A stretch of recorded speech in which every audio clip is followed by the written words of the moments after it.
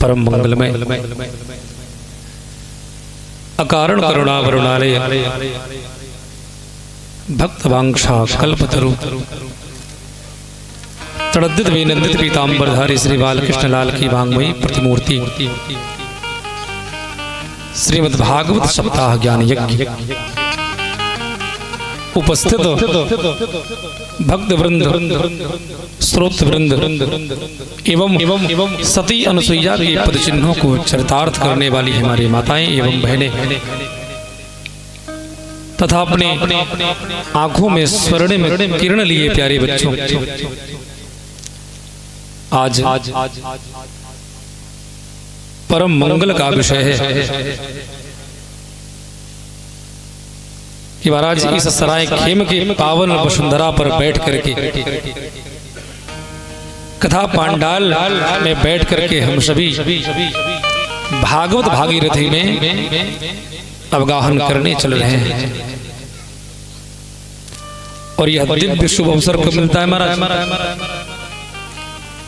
तो शास्त्रों में वर्णित है कि भाग्योदयेन बहु जन्म समर्जितेन शतसंगमं च लभते पुरुषो यदा वै।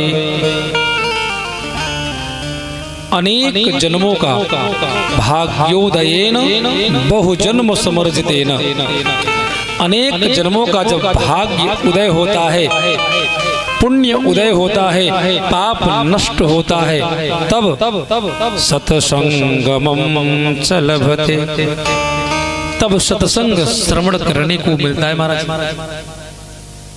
आयोजन नहीं, जब भाग्य उदय पापों का क्षय होता है तब यह शुभ अवसर सत्संग का मिलता है। और जब भगवान की महती कृपा होती है, पूज्य पितरों की असीम कृपा होती है, तब महाराज व्यक्ति आयोजक बनकर के बैठता है। और आज इस उपाध्याय परिवार की ऊपर पितरों की असीम कृपा, और तो और महाराज भोले बाबा भी विराजमान हो गए, क्योंकि महाराष्ट्र में भी भगवान का बहुत बड़ा सहयोग था। पार्वती मैया ने लाख बार मनाया, लेकिन बाबा माने नहीं, वो भी पहुंच गए। सो महाराज मानो इस दिव्य कथा का रसास्वादन करने भोले बाबा विराजमान हो गए। और ऐसे नहीं, दिव्य महाराज मंदिर का निर्माण हुआ। भगवान भी सोचते हैं भैया आप लोग महल में रहोगे और हम कुटिया में रहेंगे, सो अपनी व्यवस्था स्वयं कर लिए भगवान ने। बोल शंकर भगवान की जय हो। असीम कृपा होती है महाराज, तब मंदिर का निर्माण, मकान का निर्माण और बेटे और बेटियों का विवाह लोग कर पाते हैं। इसलिए आज यह शुभ सुंदर अवसर भागवत भागीरथी में हम सभी अवगाहन करने चल रहे हैं। किसी ने पूछा महाराज ये भागवत बड़ी की भागीरथी? अब महाराज कौन बतावे, कौन कहे? को बड़ छोट कहत अपराध। भागवत को छोटा बताया जाए या भागवत में जो प्रवाहित हो रहे हैं भागवत कथा को बताया जाए छोटा, या गंगा मैया भागीरथी को बताया जाए छोटा? को बड़ छोट कहत अपराधु। एक तो भगवान के मुखारविंद से निस्तृत हैं और एक भगवान के चरणारविंद से निकली हुई है। महाराज गंगा मैया की बड़ी महिमा। गंगा गांगे च यो ब्रूयात् योजनानां शतैरपि विमुच्यते सर्व पापेभ्यो विष्णुलोकं सगच्छति। 100 योजन दूर, योजनानाम शतैरपि, जो गंगा मैया का 100 योजन दूर से भी नाम स्मरण कर लेवे सो महाराज क्या होगा, विमुच्यते सर्व पापेभ्यो, सभी पाप से मुक्त होकर के विष्णु लोकम सगच्छति। महाराज इतना दिव्य चमत्कार है मैया का। तो कौन किसे छोटा माने, कौन किसे बड़ा माने महाराज। भागीरथी भगवान के चरणारविंद से निःसृत हैं और भागवत भागीरथी भगवान के मुखारविंद से निःसृत हैं। भगवता प्रोक्तम भागवतम, जो भगवान ने कह दिया वही भागवत में परिणत हो गया। इसलिए महाराज किसे छोटा कहा जाए और किसे बड़ा कहा जाए। लेकिन चरणारविंद से महापुरुष जन ने यह संकेत दिया क्या कि चरणारविंद से मुखारविंद पवित्र होता है। इसलिए महाराज भागवत की बड़ी महिमा गाई गई, क्योंकि गंगा जी में यदि आप प्रविष्ट होंगे और थोड़ा सा दूर गए सो गए महाराज। और भागवत भागीरथी में कान का दोना चकाचक संभाल करके महाराज पान करते जाइए, न इसमें डूबने का खतरा है न किसी का खतरा है महाराज। तो इसलिए संतों ने कहा महाराज कि चरणारविंद से पवित्र मुखारविंद होता है। इसलिए भागवत भागीरथी बड़ी, क्योंकि गंगा जी में थोड़ा सा सावधानी हटी महाराज। बोल भक्त वत्सल भगवान की जय। लेकिन भागवत भागीरथी में ऐसा कोई समस्या नहीं है महाराज। आप तो अपने कान का दोना संभाल करके खूब अंदर तक चले जाइए, खूब महाराज आनंद लीजिए, लेकिन डूबने का खतरा नहीं होगा। इसलिए भगवता प्रोक्तम भागवतम, संतों ने कहा भैया चरणारविंद से पवित्र मुखारविंद होता है। इसलिए भागवत भागीरथी बड़ी। यह दिव्य अवसर आज इस उपाध्याय परिवार में 2018 में इस दास को आपके ही परिवार में आने का सौभाग्य प्राप्त हुआ था। और हमारे परम पूज्य गुरुदेव भगवान जो इस परिवार के पुरोहित जी हैं, आदरणीय शारदा प्रसाद शुक्ल जी, और ऐसी कृपा भगवान की कि दास उन्हीं का शिष्य है। सबसे पहले अगर संस्कृत किसी ने पढ़ाया मुझे तो हमारे गुरुदेव भगवान हैं। आज उन्हीं की कृपा से हम आप सभी के बीच में विराजमान होकर के महाराज भागवत भागीरथी का आनंद प्राप्त कर रहे हैं। बोल सतगुरुदेव भगवान की जय हो। क्योंकि जीवन में गुरुदेव भगवान की बड़ी कृपा होती है महाराज। गुरु बिन भवनि धरई न कोई, जो बिरंच शंकर सम होई। गुरुदेव की कृपा के बगैर भगवान शिव भी नहीं तर सकते महाराज।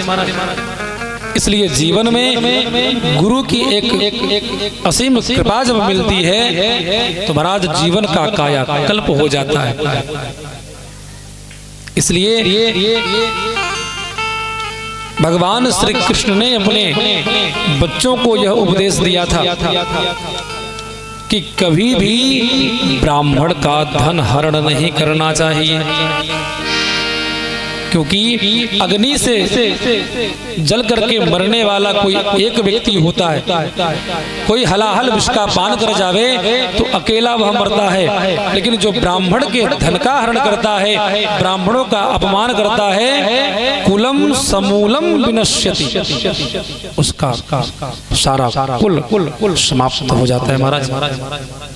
इसलिए जाने अनजाने में भगवान ने उपदेश दिया अपने बच्चों को, बेटा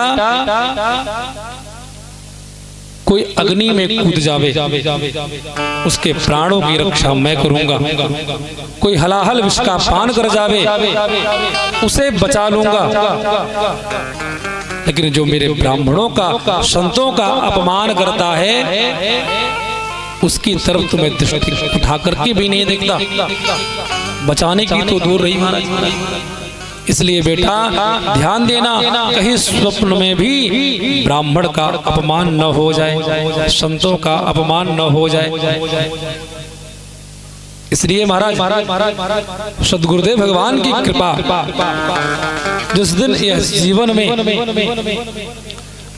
मिल जाए तो समझ लेना प्यारे, इस जीवन का कायाकल्प हो जाए। किसी ने पूछा महाराज गुरु की महिमा तो आपने बता दिया, और यदि गुरु अपने शिष्य का कल्याण ना करके सिर्फ धन पर ही उसकी आंखें टिकी रहे तो उसके लिए क्या व्यवस्था है महाराज? तो बाबा ने कहा कि हरई शिष्य धन शोक न हरई, ते गुरु घोर नरक मह परई।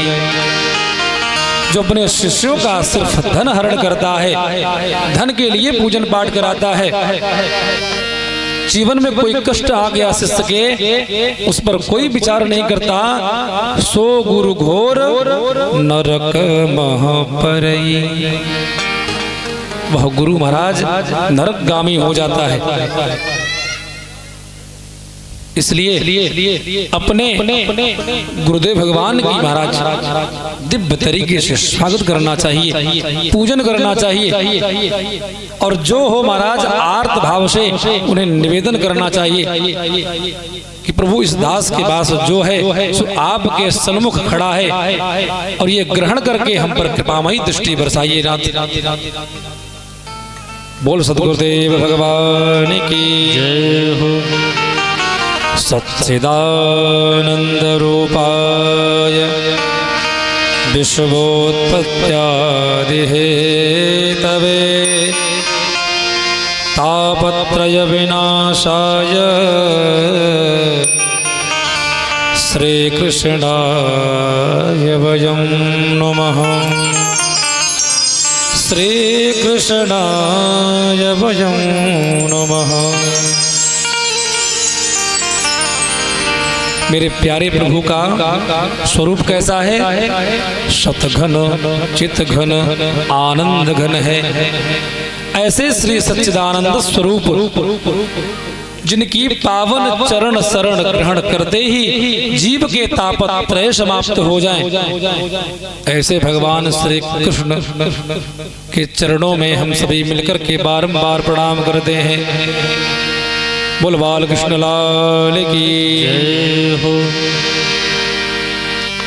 आज नैमिषारण्य की पावन भूमि में 88,000 श्रोता समुदाय एकत्रित होकर के सत्संग श्रवण करने के लिए आग्रह करते हैं, निवेदन करते हैं महाराज।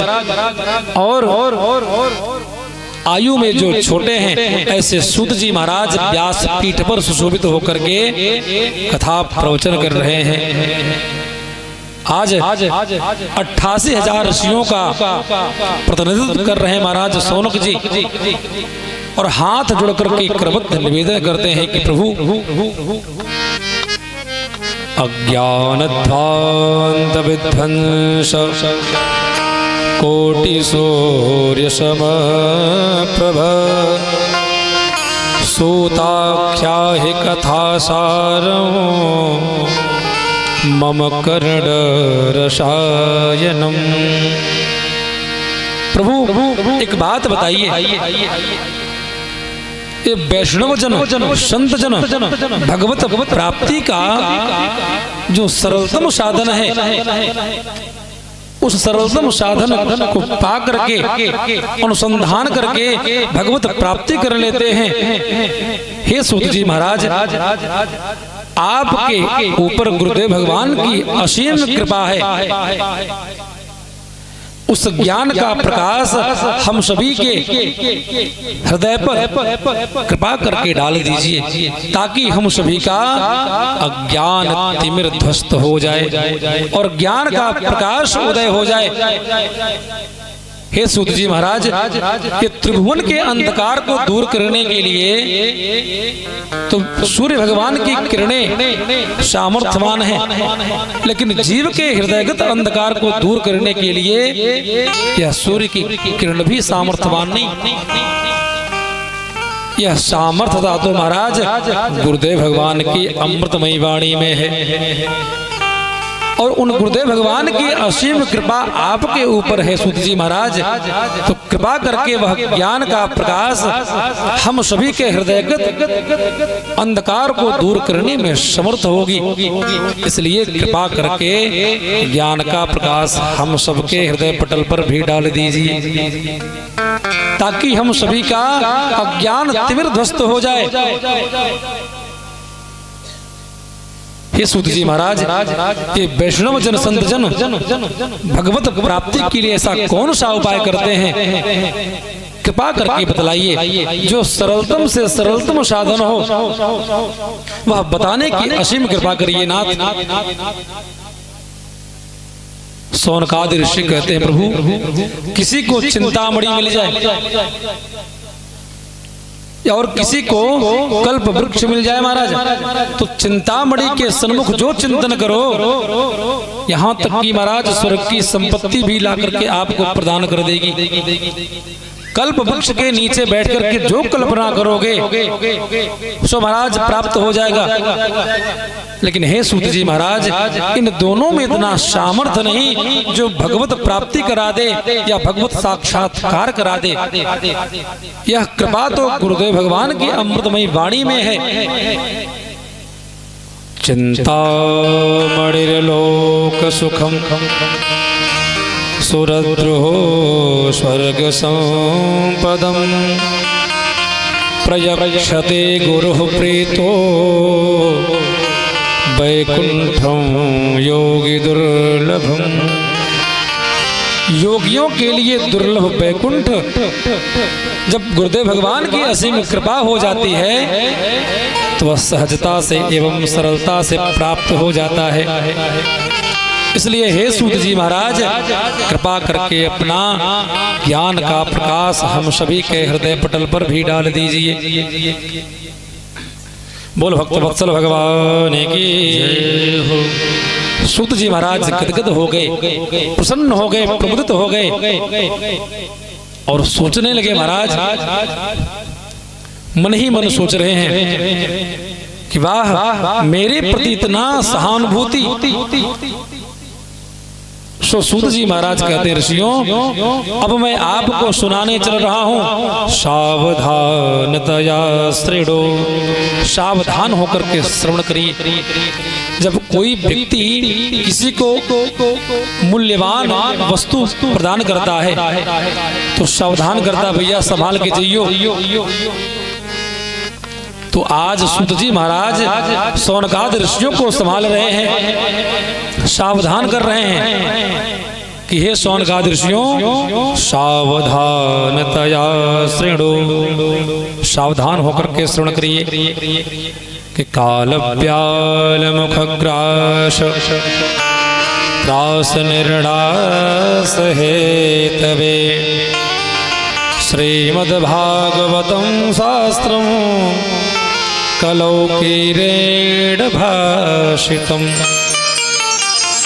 कलौकीरेण भाषितम्, कीरेण शुकेन भाषितम्।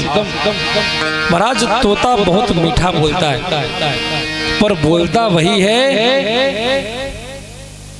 उसके मालिक ने जो सिखा दिया है। तोता वही बोलता है। कीरेण शुकेन भाषितम्,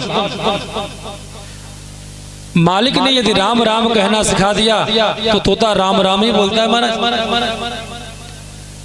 किसी का नाम लेकर के आपने उसको सिखा दिया कि बेटा आप नाम लेकर के बुलाया करो, तो वह तोता जैसे एक पुत्र होता है ना, नन्हा सा बालक, उसे जो सिखा दिया आपने सो वही रटी लगाए रखता है। उसी तरह से वह शुक वह तोता अपने मालिक को देखते ही महाराज राम राम, जो नाम उनका होगा सो नाम लेकर के महाराज पुकारता है। सूत जी कहते ऋषियों, काल रूपी ब्याल अपना मुख फाड़ करके, मुख फैला करके बैठा है। हम सभी जानते हैं कि एक दिन इस धराधाम को छोड़ करके भगवान के सन्मुख चलना है। फिर भी मैं और तोर मैं माया। माया का मतलब है क्या माना? माँ माने जो, या माने नहीं, जो नहीं है फिर भी है जैसा प्रतीत होता है महाराज, उसी का नाम माया है। मैं और तोर मैं माया। इसलिए महाराज शास्त्रों ने एक आदेश दिया विद्यार्थियों के लिए, पढ़ने वाले बच्चों के लिए। यह सबको ज्ञात है महाराज कि एक न एक दिन इस धराधाम को छोड़ करके जाना है। आया है सो जाएगा, राजा रंग फकीर, सब जानते हैं महाराज। लेकिन फिर भी शास्त्र क्या कहता है? अजरा अमरवत प्राज्ञो विद्यामर्थम च चिंतयेत। छात्रों के लिए, पढ़ने वाले बच्चों के लिए शास्त्र आदेश देता है क्या?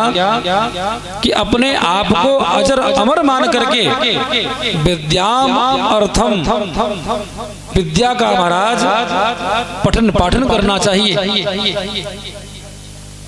बोल भक्त वत्सल भगवान की जय हो। अजरा अमरवत प्राज्ञो विद्यामर्थम च चिंतयेत्। बच्चों को चाहिए अपने आप को अजर अमर मान करके विद्या को ग्रहण करें और अपने माता पिता की सेवा करें, साधु संतों ब्राह्मणों की सेवा करें। तब महाराज वह जो विद्या प्राप्त होगी ना, वह आपके काम आएगी। अर्थकरी विद्या पढ़नी चाहिए महाराज, क्योंकि माता पिता अपने बच्चे को ही सर्वस्व मान करके उनके लिए ही कर्मरत रहते हैं महाराज, हमेशा चिंतन में रहते हैं। वृद्ध जन को कितना भी समझाइए कि पिताजी निश्चिंत रहिए, बेटा का भाई का विवाह हो जाएगा, बिटिया का भी विवाह हो जाएगा, लेकिन एक समय ऐसा आता है प्यारे जो कि वह स्वभाव में आ जाता है।